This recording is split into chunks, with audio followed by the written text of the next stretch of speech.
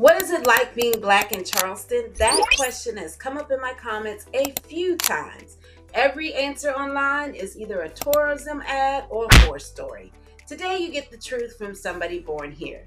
I'm Chatman, your Charleston and Summerville relocation specialist. And I was born, raised, schooled, and I'm still churched and live here in North Charleston.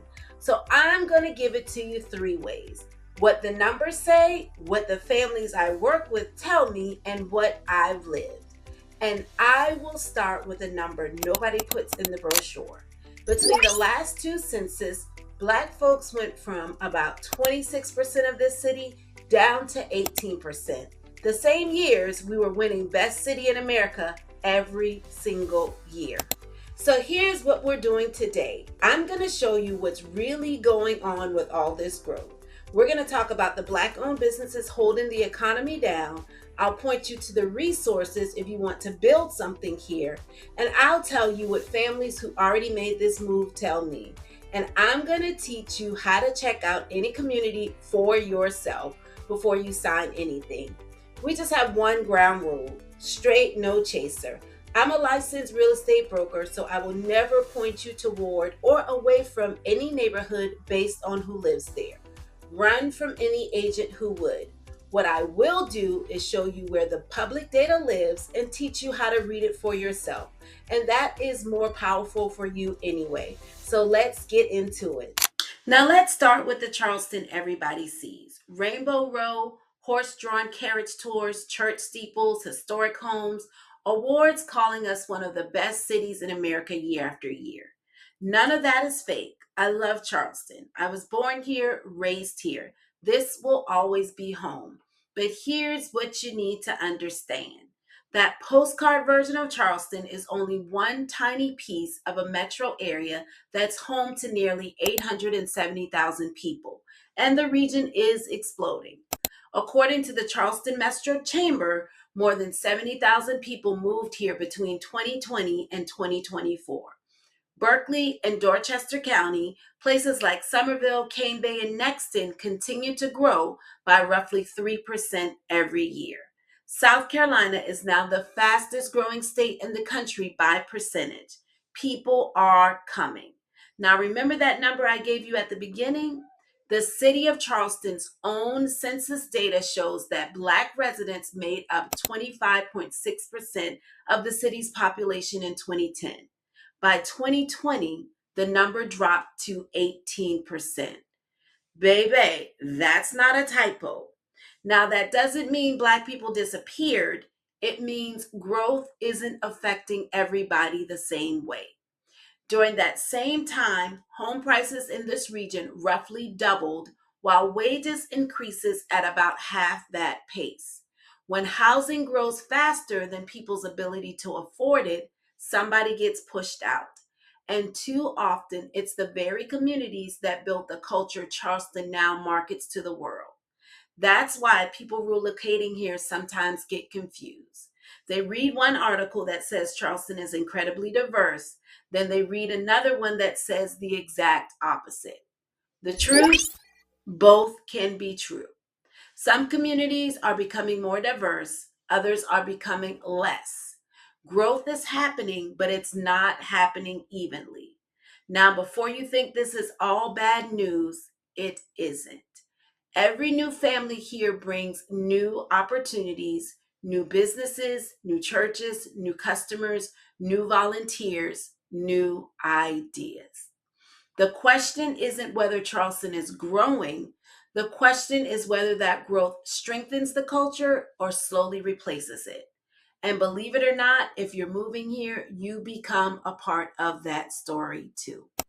Now let's talk about something relocation guides almost never mention. If you really want to know what it's like being Black in Charleston, don't start by looking at neighborhoods. Start with the businesses, because the heartbeat of this community has never been a zip code.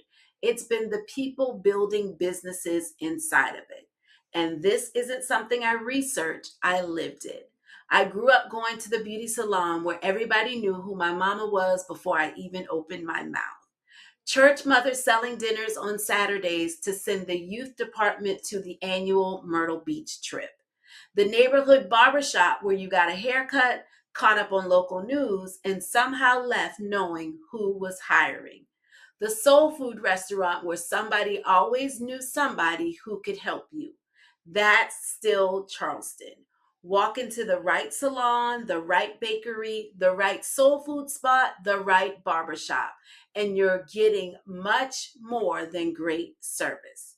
You're stepping into community. You're finding out which church has an amazing youth program, who's looking to hire, which contractor everybody trusts, who just opened a new business, who needs your support. The information Google can't give you. So if you're relocating here, here's my advice. Become a regular somewhere. Seriously. Pick a local coffee shop, a barber, a salon, a restaurant.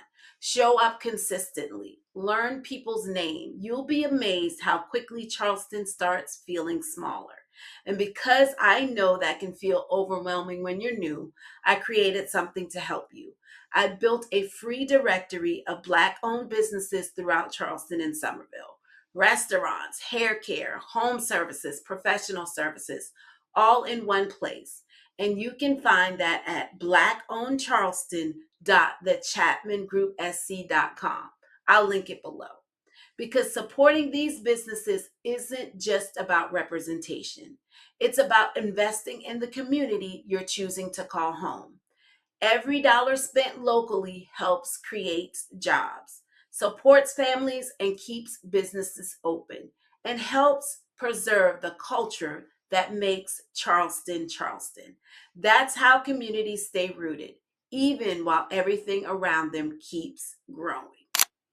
Before we keep going, if this is the kind of Charleston content you've been looking for and the kind that's based on facts, lived experience, and not just another travel brochure, do me a favor, hit that like button. It tells YouTube this is worth showing to the next family who's sitting up at midnight trying to figure out whether Charleston is really the right move. And if relocation is on your radar, subscribe and hit that bell. Every week, I help people make smarter moves to Charleston and Somerville. Now let's talk about what happens if you don't want to live here, if you want to build something here. One thing Charleston doesn't get enough credit for is that there are people intentionally creating opportunities for entrepreneurs. If you're bringing a business with you or thinking about starting one after you move here, you don't have to figure it out all alone. The City of Charleston has an Office of Minority Business Enterprise and an Entrepreneur Resource Center designed to help business owners grow. North Charleston has programs that help minority-owned businesses compete for city contracts, along with business counseling and coaching. Charleston County has its Business Accelerator. The Charleston Metro Chamber helped launch the South Carolina Minority Business Accelerator. I'll link every one of these resources below because I don't want you searching all over Google trying to find them later. But here's what I really want you to know. The opportunity isn't just in the programs, it's in the timing. The region keeps adding rooftops, and rooftops need restaurants, doctors, salons, contractors, insurance agents, coffee shops, accounting, childcare. Every new neighborhood creates demand. The question becomes, who's going to meet it? Now let's talk about the culture that makes all of this matter.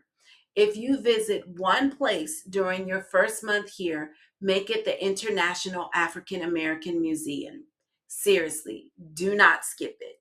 It's built on Gadsden's Wharf, where nearly half of the enslaved Africans brought into this country first stepped onto American soil. That's not just history, that's Charleston. And every fall, we celebrate the Moja Arts Festival.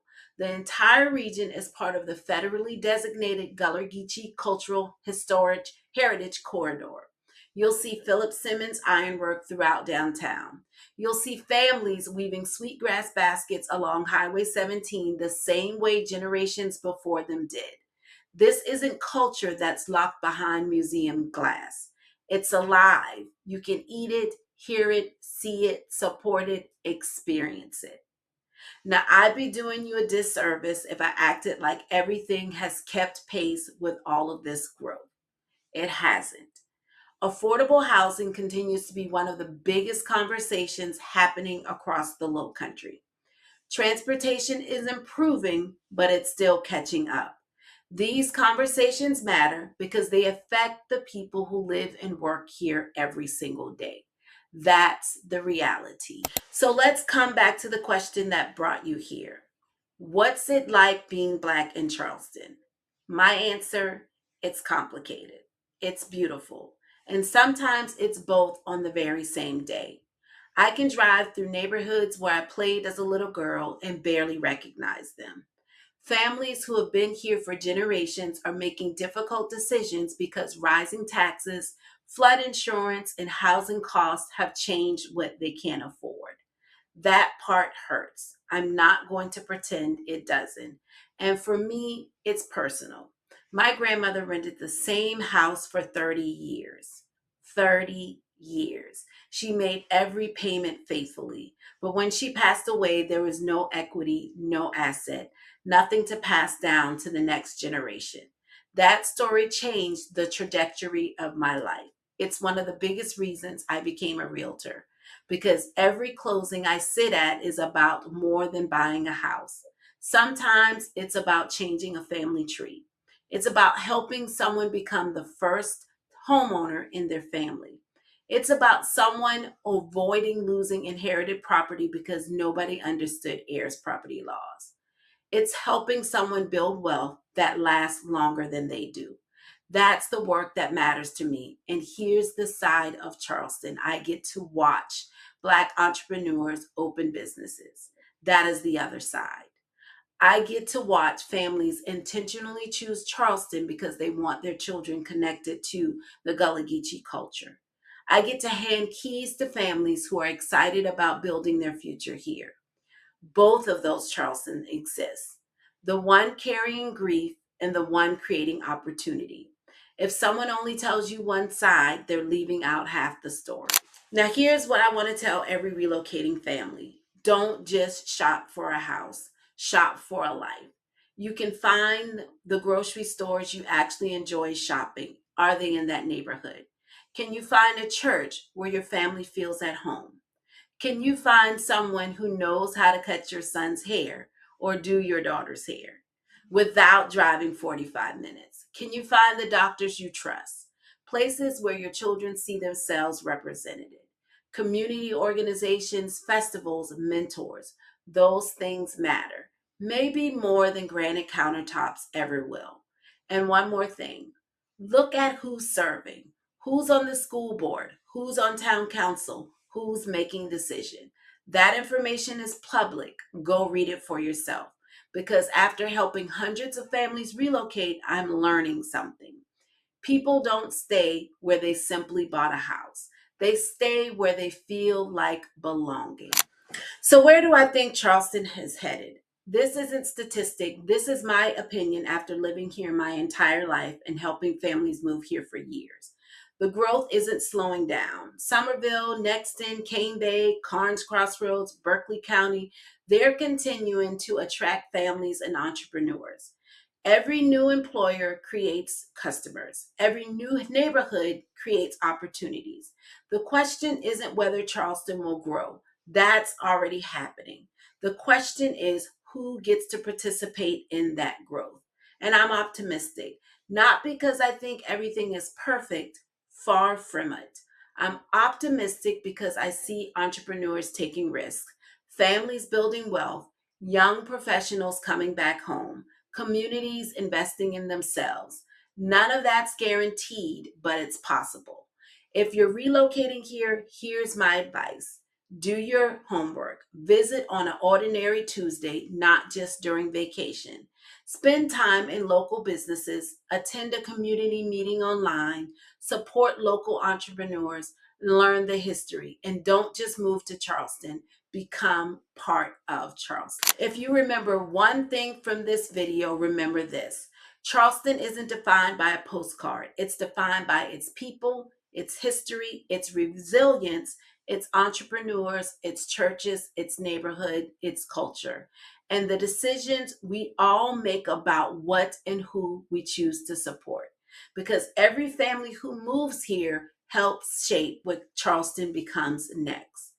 If this conversation resonated with you, then the next video you need to watch is my deep dive into North Charleston. We're going beyond the headlines and talking about one of the most misunderstood cities in the Low Country. And if you're thinking about relocating to Charleston or Summerville, I love to help you make a smart move, not just find a house. Visit relocation.thechatmangroup.com to download my free location guide and schedule a one-on-one relocation strategy call. Or call or text me directly at 843-532-0330. I actually answer my phone. I'm Shakima, and every week I help families move with confidence. I'll see you on the next one.